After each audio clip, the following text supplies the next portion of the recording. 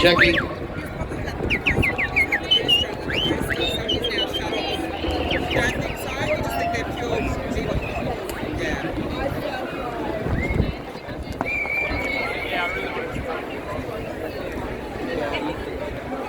Good afternoon, Melbourne!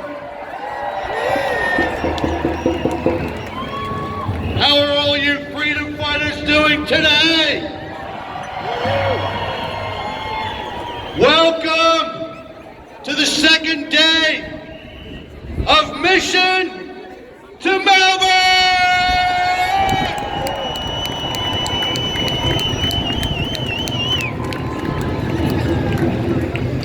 Ladies and gentlemen of Australia, all you good people of this great southern land, have a look at what we're showing you today. This is for all of you. We want all of you to get the message. And all the signs are out here for all the people who have suffered as a consequence of the agenda. The agenda that you may not see, but it's out there. And today, before you, we have doctors of the Australian Professional Medical Association who have a very important message to give to you. These are professional people who love you and have your best interests at heart. They've worked all their lives for you. And because of what's happening, they're no longer able to provide the professional care that they want to give to all of us. The world is watching. The world sees the message we're trying to deliver to you, and all the signs that you see are people who have experienced pain, suffered, or had injuries because of what's happening out here. And that's what these doctors that we're going to present to you are going to talk to you. So please listen to these people who love you. I think the first doctor that we have who's going to address you, and I don't know if I can say her name here. All right, I'm going to let you say it, Hoodie. A real hero, Dr. Jayanthi Kunadasan. Give it up for JK!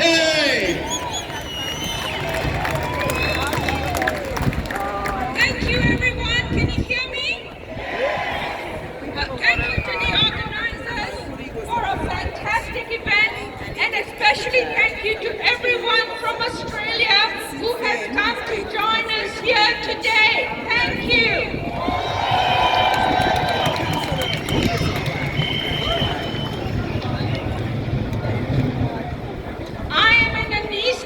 And a perioperative physician who was fired because of mandates here in Victoria.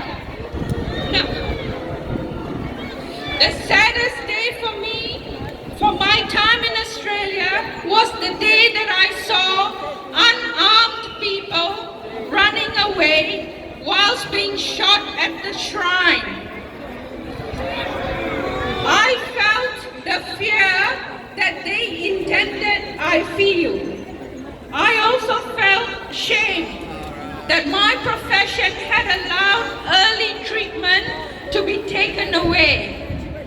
And I had alarm because it seemed that the medical profession was now comfortable with unscrutinized, unchallenged medical advice be enforced with the help of the barrel of a gun.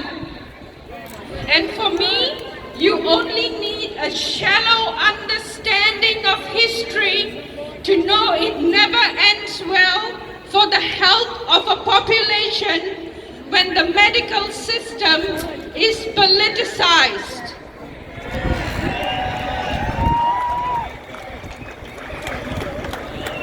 That was the day I decided I would stand against this coercion and this stand has come at great personal trauma and cost. Through my firing process, I wanted them to engage in a risk-benefit process because I knew for my age and even my high-risk job, the risk would be more than the benefits. Naively at that time, I thought I could help educate the Victorian health bureaucracy on this. Now, I'm also a Daily Cloud War Room Pfizer document analysis warrior.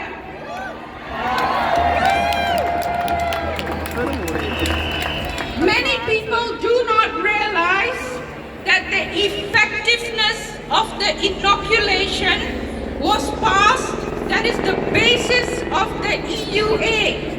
It was passed only on the results of 170 patients. 170. We have just published a report on Daily Cloud IO. It's report number 42. We found this 170 patients buried in hundreds of thousands of documents they didn't want you to see for 75 years.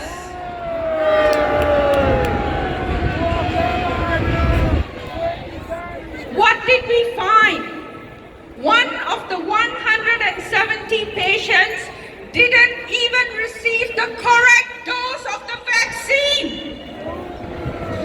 Now, if you're going to take away my job because of one trial over a medication, at least make sure all the people in the trial receive the correct dose of the medication.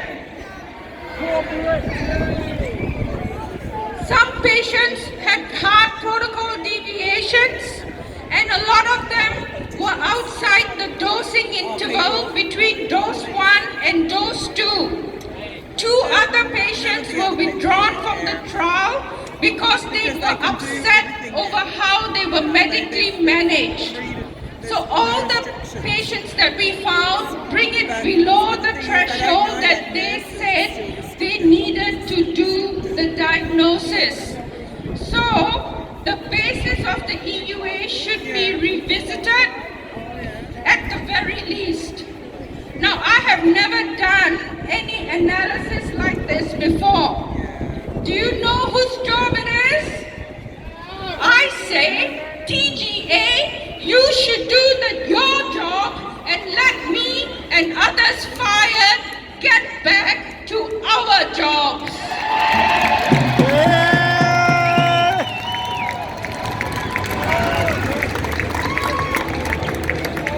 Now, we've come to a juncture in Queensland where they want to pass a bill that Australian doctors now will have to follow government policy even if the evidence points otherwise.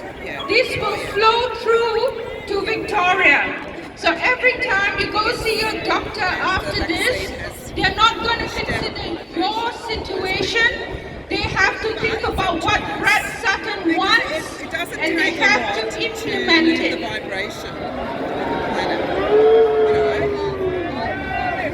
Now, I think of why I do this. I do this first for the aged care workers. Remember, they came for the aged care workers first. So if you're age 24 and male, today in Florida, they have a healthcare warning that advises you against vaccination. Here in Victoria, employers will be prosecuted if they don't vaccinate. Now, these two positions are not reconcilable. One of them will fall. So my advice for the Victorian health bureaucracy, if you're in a hole, stop